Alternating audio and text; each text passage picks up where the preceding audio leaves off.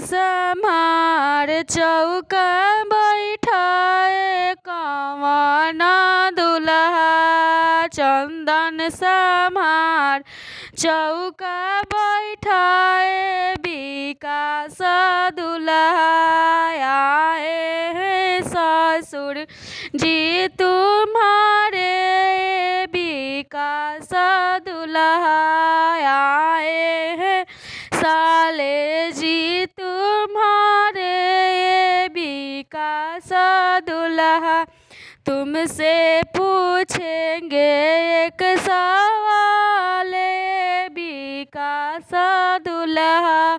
तुमसे पूछेंगे एक सवाल विकास दुल्हा।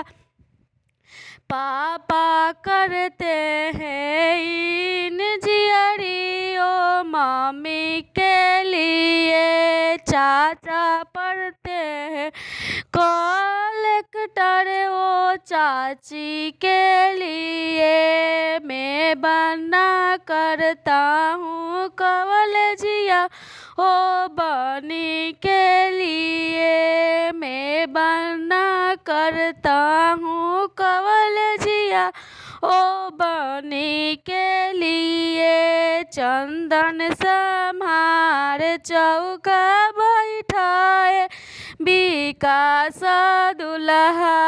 चंदन सम्हार चौका बैठाए विकास दुल्हा।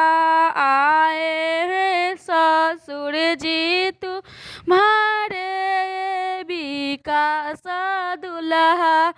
तुमसे पूछेंगे एक सवाल विकास दुल्हा। तुमसे पूछेंगे एक सवाल विकास दुल्हा।